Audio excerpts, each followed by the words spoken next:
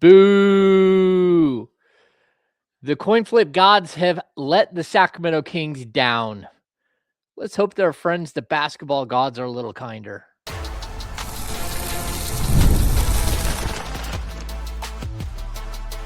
You are Locked On Kings, your daily Sacramento Kings podcast, part of the Locked On Podcast Network, your team every day. Welcome in. I am James Hammer, Kings Insider for ESPN 1320, the Kings Beat, and host of Locked On Kings. We got a busy show today. We're going to talk about another rumor about Ja Morant. We're going to talk about how that rumor mixed with the lottery, it makes things a little confusing in Sacramento. But before we get into any of that, we're going to talk about the coin flip. The Kings lost the coin flip. It happens. Happens to everybody. Sometimes you lose a coin flip. It's a 50-50 proposition. To be honest with you, I don't even really think it's a coin flip. It's some other weird way in which the NBA decides who is going to be, how they're going to break ties for the lottery. But the Kings came into Monday with their fingers crossed, hoping that they would be the number 4 seed in the lottery at the end of the day. That did not happen. The Utah Jazz won the coin flip with the Sacramento Kings. Utah is now the number 4 spot, and the Kings are number 5. This creates a lot of confusion, a lot of stress, a lot of all that stuff, a lot of angst in Sacramento because, look, you're really hoping that the Kings are going to figure this out, that they're going to get a top 1, 2, 3 pick in this year's draft. And that would just make everything feel better about the way this season went. So let's talk about what this all this means, right? Because I think the confusing thing is, this is just for lottery position. This does not have anything to do with the actual draft yet. So let's dive into some of the numbers here. The Kings, with the loss, they are now the 5 seed. What that means is that they take the 4 seed and the 5 seed both have a 12. The 4 seed has a 12.5% chance of moving to the number 1 pick overall. The 5th seed has a 10.5% chance of moving all the way up to number 1. And when you have a tie, they do this coin flip, but that's for after the lottery is done. So if people follow me here, the top 4 picks are all that are involved in the lottery. Whoever wins the lottery is the first pick. And then you got the second pick, the third pick, the fourth pick. After the fourth pick, it goes in order of record from then on. And that's where this really comes into play for the Kings. So they have equal odds. They, again, take the 12.5% chance, the 10.5% chance because they tied. They combine them. They divide by 2. That's 11.5%. And that means that the Kings and Jazz all have the same exact odds for the first pick, which is 11.5. The second pick is 11.4. The third pick is 11.2. And the fourth pick is 11%. So this is where it kind of gets a little murky after this. So the 4th and 5th, both at this point, they have a 45.1% chance of moving into the top 4. But after that, because the Kings lost the lottery, if both them and the Jazz miss out on one of the top 4 picks, then the Kings can slide back accordingly. In a perfect, world, I guess in a perfect world, the Kings would just move up to number 1. But in a best case scenario with the Kings not getting into the lottery, that would mean that the first, second, third, and fourth worst teams in the NBA all move into the top 4, leaving the Kings as the 5th pick. But there's only a 2% chance of that happening. Just so everyone, I think that's what it is. And if for the Jazz now, they have a 7.5% chance of moving to the number 5 spot in the draft. So this is where once you get past that, it gets a little rough for the Kings. Again, it's tough to really know until we get to May 10th and the actual lottery happens on Mother's Day. But look, we can we can argue about the merits of winning meaningless games down the stretch and all that stuff. But to be honest with you, it's too late now. And the other thing is, we won't even know if that matters again until May 10th. That's how this works out. And to be honest with you, we probably won't even know if any of this makes any difference at all until like 3 years from now when we see whether a player's good or he's not. Just because, a player goes number one doesn't mean he ends up being better than, say, pick number 4, pick number 8. There are plenty of drafts that you can go back and look at and go, huh, that did not work out at all. And, I think one of the drafts that pops into my head is the Tyreek Evans draft, where the Kings were the worst team in the NBA and they only chose the top 3 spots then. And the Kings fell all the way to number 4. The number 1 pick was Blake Griffin. The number 2 pick was Hashim Thabit out of, I want to say UConn. 7'3" shot blocker, was absolutely atrocious at the NBA level and was a complete bust. The 3rd pick was James Harden, and the 4th pick was Tyreek Evans. The 5th pick, Ricky Rubio. The 6th pick, I believe, was Johnny Flynn, and Ricky Rubio, Johnny Flynn, both selected by the Minnesota Timberwolves. So 5 and 6 are basically, they go together. And then the 7th pick in that year's draft, of course, was Steph Curry, who goes on to be one of the greatest game changers of all time. The 9th pick, DeMar DeRozan, who, again, still plugging away, scoring points, 16th all time, and in scoring, where, again, the only other player above these guys, of course, James Harden is going to be a Hall of Famer as well. So a good draft, but there's certainly some room for improvement throughout. I want to say the 8th pick in that draft was Jordan Hill. Don't quote me on that one, but I think so, out of Arizona. So, look, I think that's what it kind of comes down to, is like, you got to draft well no matter what. And we were projecting what the top 10 picks in this year's draft, I believe, are all freshmen. They're all 18, 19 years old. And so we have no idea who they're going to be. You can think that you know who they're going to be. And on occasion, there's a Victor Wembanyama that you know exactly who he might be. And then you're just sitting there hoping that he lives up to that expectation. But this is a good draft. It's a deep draft. And it's going to get a little crazy for the Kings. I would say we'll get into this later in the show, too, when we kind of talk about the Ja Morant impact of all of this.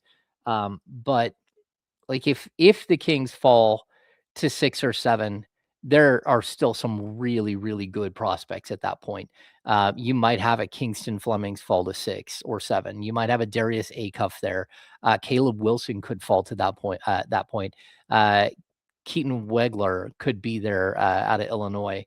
So there are players that could actually make it to the Kings that are very good.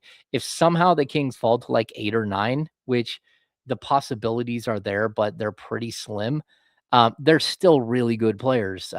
Braden Berries, Mikael Brown, Nate Ament, which I don't really love Nate Ament as a prospect, but that's okay. Just beside the point. Plus, one of these other guys, Flemings, Acuff, Caleb Wilson, Wegler, one of them will fall to 6, 7, 8, 9. There's going to be a lot of opportunity here for the Kings to get better. And that's what the point of this entire exercise is. The higher the draft pick, you're hoping the higher the draft pick, the greater the upside. That could also mean, that you're just taking a swing on all upside. It could also mean that you're looking at a player like, I don't know, Cam Boozer, who has a really high floor and a high ceiling, but the floor is really high, and he's going to be a good NBA player. You just don't know how good. But that's it's a crapshoot. That's the way the NBA draft goes. So it was a disappointing day, but there's a lot more going on than just the NBA draft. And we don't know anything about the NBA draft. We just know where the Kings are going to be if they're not in the top 4. And so we got a long ways to go. Got another 3 weeks, I think, until the NBA draft lottery.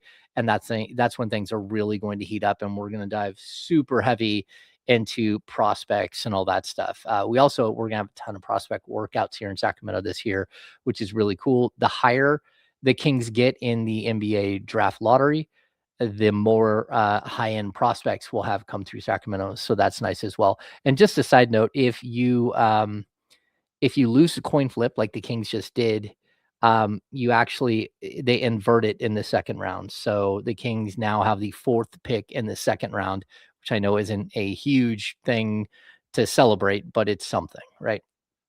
All right. We're going to step aside for a minute. When we come back, the rumor mill's already churning. Are the Kings going to get into the Ja Morant business? And what does that have to do with a coin flip? We'll be right back.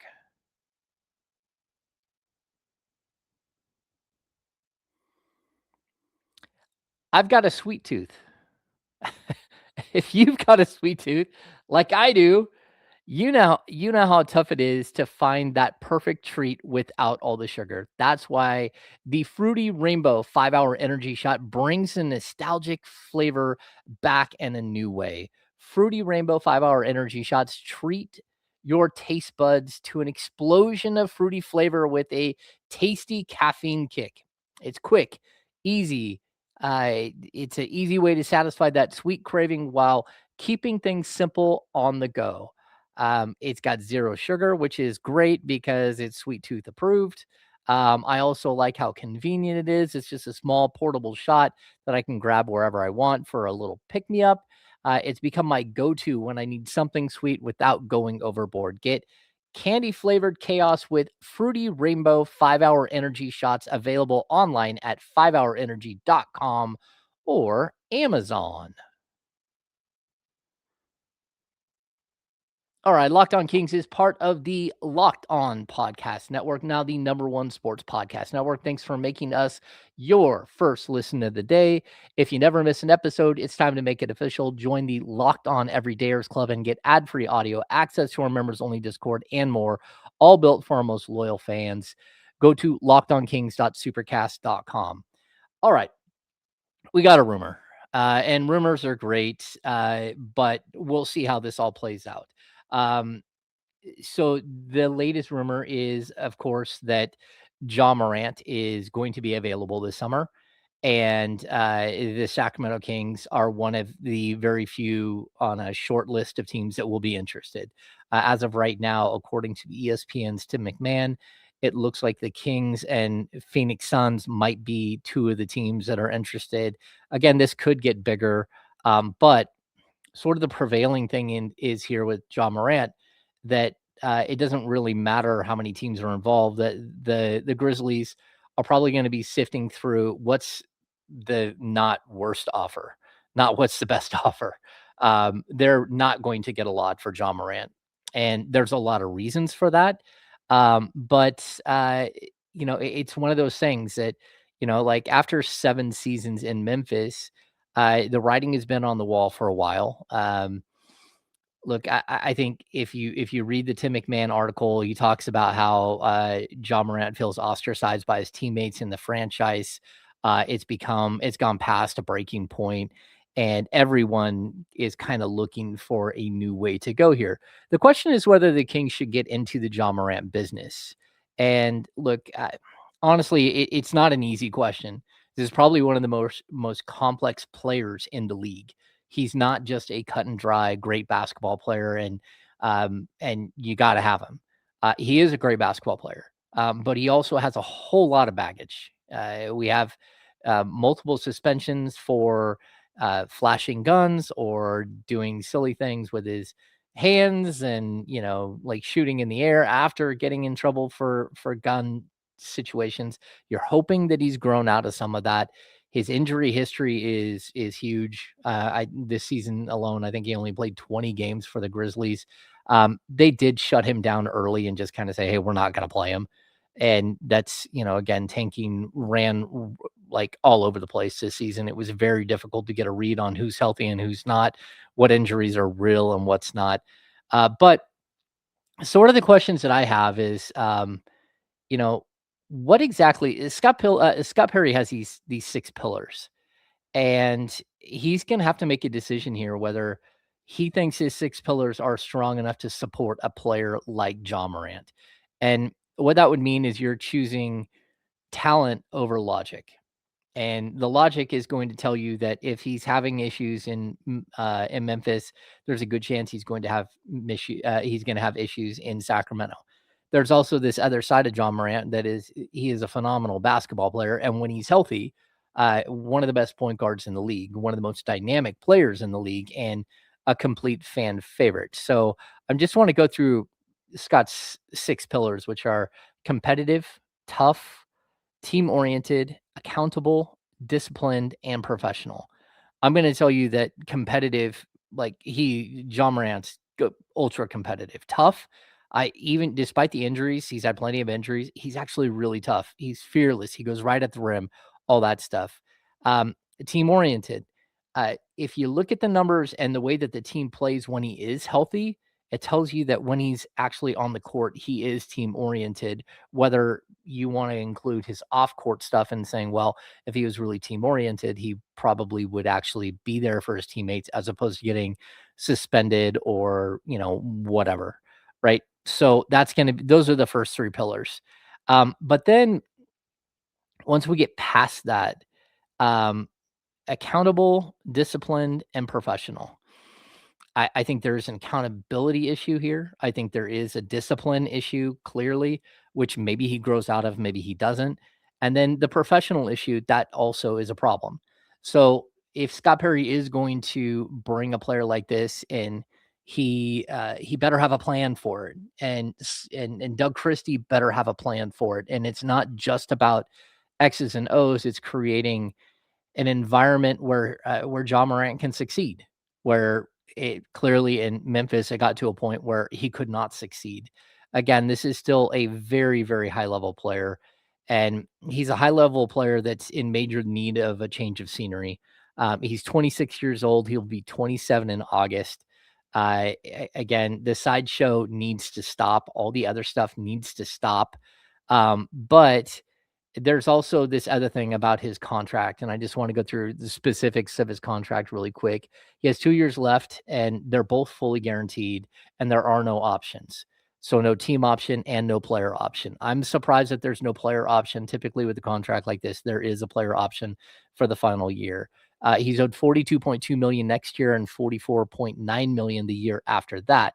So any deal that you do is going to extend into that 2027 window that the Kings were hopefully trying to clear up and be ready for, right? Um, I've got a couple of different ways that you can actually go and trade for him, and actually there are more. I just don't know that I'll have time to go through all of them. You could do a straight swap with Zach LaVine, and that would actually save the Kings around $7 million. But then it adds 45 million the next season, right? So that might be a win-win situation where you're moving on from Zach LaVine. You're getting a player who is 5 years younger than Zach LaVine, and you're just saying, okay, this is our guy. You can try to work out an extension with Ja Morant this summer. You can wait. You can make him go into next season and show that he's on his best behavior and see how that goes. There are a lot of different things that you can do as far as contractually here with him. But there's other options here as well. The Kings could get a little tricky. They could package up Malik Monk and his 2 years left, and DeMar DeRozan, who is entering the final year of his deal, but has only $10 million in guaranteed money for next season. Again, that would equal roughly $46 million, which is right in the ballpark. That would again have Memphis taking on a little bit more money, but not much. And it would also negate half of the salary of Ja Morant in the second year, because Malik Monk is on the books for $22 million. Again, Ja Morant's on the books for $44.9 million. So basically that 2026-27 season, you would actually have part of that would be wiped out by the fact that you traded Malik Monk in that deal.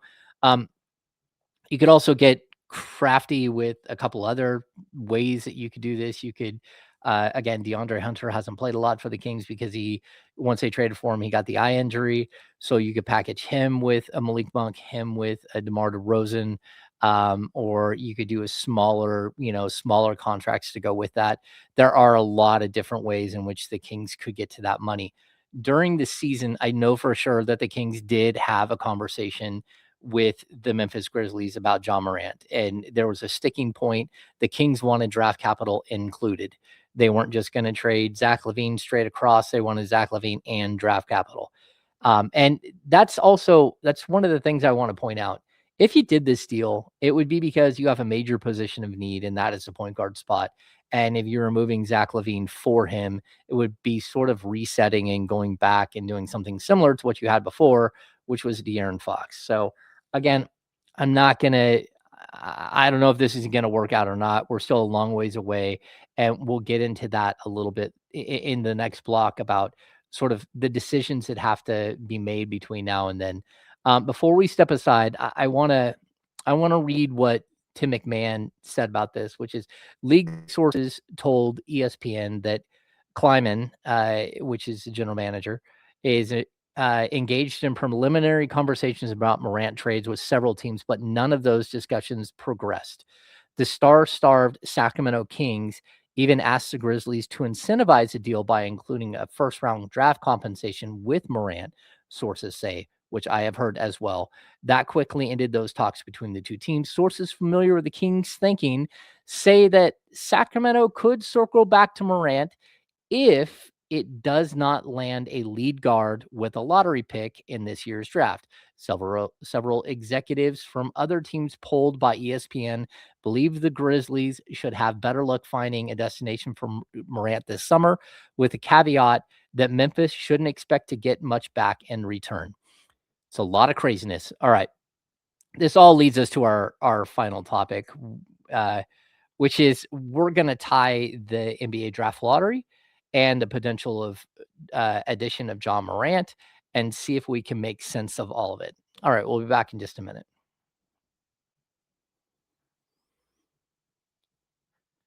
The NBA playoffs are here, where every possession matters, every matchup is magnified, and every game can swing a series. And right now, FanDuel is giving new customers a great way to get in on the action.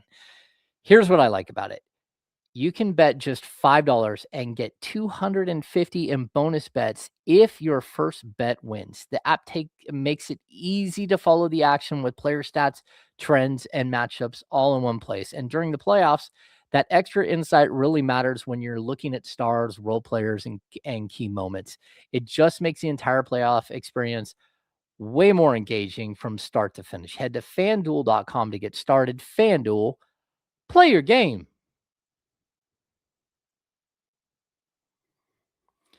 All right. In the first block, we talked about the NBA draft lottery, the ping pong balls, the coin flip, all that stuff.